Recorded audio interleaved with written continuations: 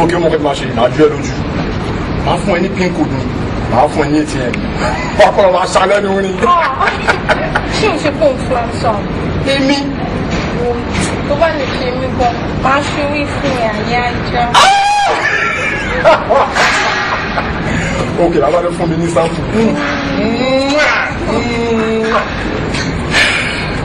òkè tó bá ti di next week màá mú ẹ lọ sọ́dọ̀ mọ̀ sí mi àlọ́ ṣe formal introduction tàbí mo ṣe sọ fún ẹ. mo ṣẹ̀ṣẹ̀ mọ̀ pé òòsàn mi ni mo mọ̀ wò ó. nínú ọgbà yìí mi ìpè méjì Boniface èmi náà máa pè ní money bag. mo ná dẹ́ndẹ́. ó dàjẹ́ ìsọ kí ní kan fún ẹ. pàtó ṣe welcome dance pàṣọ ní last week white house. bèrè pé èlò ni mo ná. ó mọ etí mo ná lágbo pàṣọ ni. because dollars ni mo ná ó máa tó 1.2.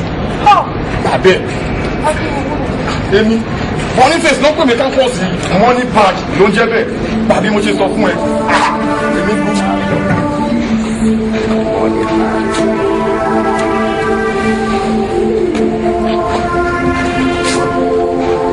kí ló kù kí ló ṣẹlẹ̀ bébí kí ló ṣẹlẹ̀ bó ti mọ ọgbà adarí pọ̀ yìí.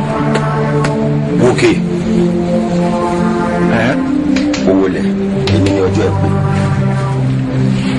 Ṣẹ́gun èmi ní ọjọ́ ẹ pé.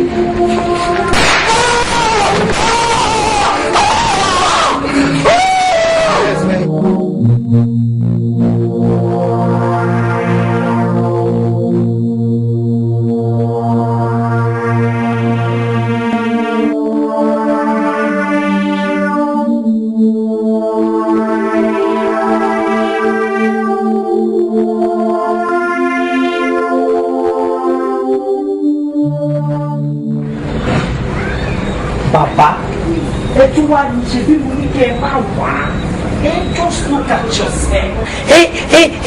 Embarrass me abẹ́ẹ̀rí bẹ́ẹ̀ ṣe múra ẹ wo gbogbo kíjì pàtẹ́kọ̀ kó sọ́run. This is an academician environment is the àwọn intellectuals ló wà bí honestly bàbá mi kò ní jẹ́ omi kò ní jẹ́ rárá. kí ni o tún mọ̀ ọ́n. mo ń try láti sọ fún yín wípé ibi àwọn ọ̀mọ̀wé àwọn professor bí àwa wọ̀nyí ló wà ń bí ẹ rí nǹkan tèmi wọ̀ ní on a weekend kí lẹ wọ̀ yìí. èmi tó kẹ́kẹ́ mi mo yẹ́ rìn lọ́tún lọ́sí báyìí làwọn èèyàn ń wò mí lọ́tún nínú mi náà dùn èmi náà wọ́n ṣe báyìí. bàbá wọn kò ní jẹ rárá wọ́n fi yín ṣe yẹ̀yẹ́ ni ìfẹ́ àtẹlómi máa rò bóyá nǹkan míì ti dé ṣó ti ẹyin anyway kí lẹ bá wa torí mo ní meeting ní 8:00. professor nǹkan tí mo bá wá lẹ́nu kò gbọ́dọ̀ di ọ̀la o. ẹ ó kí ẹ rọ̀ṣẹ̀ ọ̀pẹ rọ̀ṣẹ̀. tó mọ̀ mi. ẹ̀yin ni bàbá fún wa náà bàbá fún wa you know. èmi ni alápatà àwọn ayé. ẹ bùchà. bẹ́ẹ̀ ni. ok so. nítorí pé tí àwọn ayé bá fẹ́ jẹun èmi ni mo máa ń ṣètò ẹ̀ fún wọn nítorí màá fún ẹni tó ní apá màá fún lápá ẹni tó fẹ́ ẹ̀dọ̀ màá fún ẹni tó bá fẹ́ òróró màá fún. ok ìyẹn mi pé tẹ bá ti bá wọn pa màálù àbí àgbò àbágùtọ̀ ẹ máa fún wọn lẹ́dọ̀ ẹ máa fún wọn lóróró àbí bàbá kí wàá nìyẹn bá dé fẹ́mi kí ló kọ́ mi.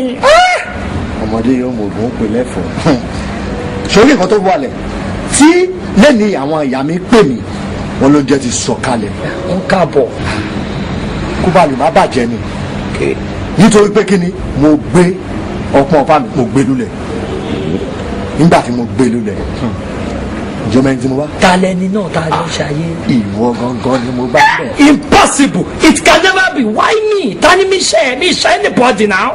tó bá lè má jẹ́ bẹ́ẹ̀ náà ló ṣe jẹ́ ń wá nítorí ìyà tèmi àti ẹ kọ síra wa òun ló fẹ́ jẹ́ ìṣèrànlọ́wọ́ fún ọ torí ẹnu ẹ̀ yìí ó fi gbolẹ̀ ó wà dọ̀bálẹ̀ wà bẹ́ẹ̀. ṣó lè ṣe. kí n fẹ́ lu gbolẹ̀ ṣé yẹn láyé fẹ́. sporting ṣé wàá ṣe. small two baba small two. ẹ̀yin ìyá mi o ẹ̀yin ìyá o ẹ máa bọ̀ àjọ wa ni.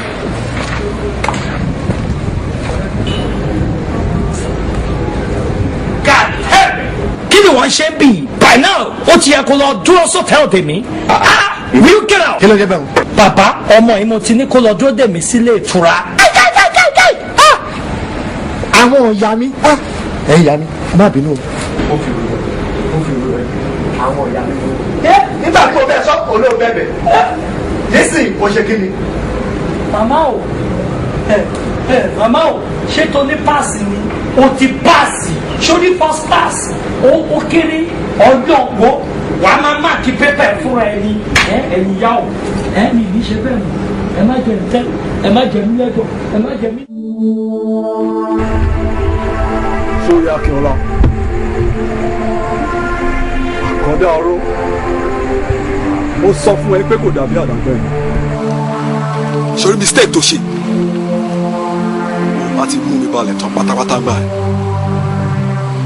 sórí àìmú mi balẹ̀ pátápátá yẹn ló fẹ́ ṣe kó pa ẹ́ báyìí sùn mo máa pa ẹ́ díẹ̀ tó máa kú tọ́ sí báyìí torí ṣe tó ṣe sí mi ló fi kọ́ mi lóró bí ṣe wáyé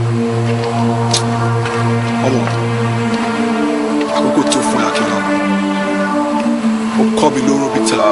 ṣẹlẹ̀ yẹ Akínọlá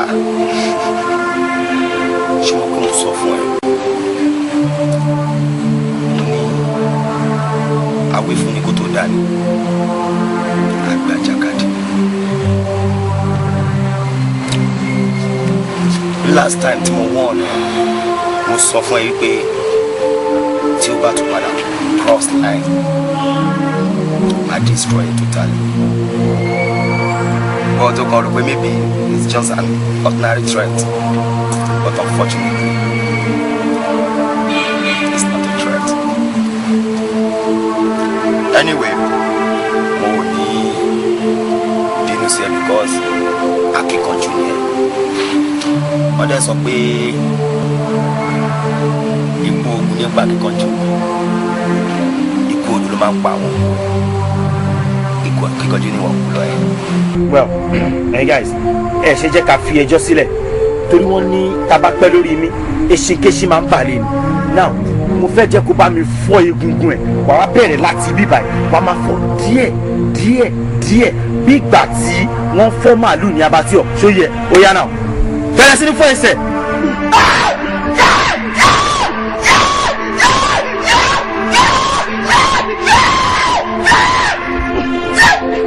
ẹgbẹ́ tẹ̀lé káàkiri yẹn kó má rí ẹsẹ̀ láti fi tẹ̀lé mọ́.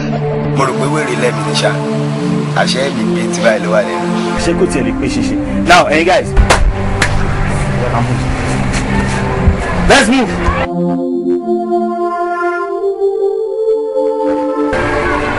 tó bá gbẹ tó jẹ sókè tó lè cross láti.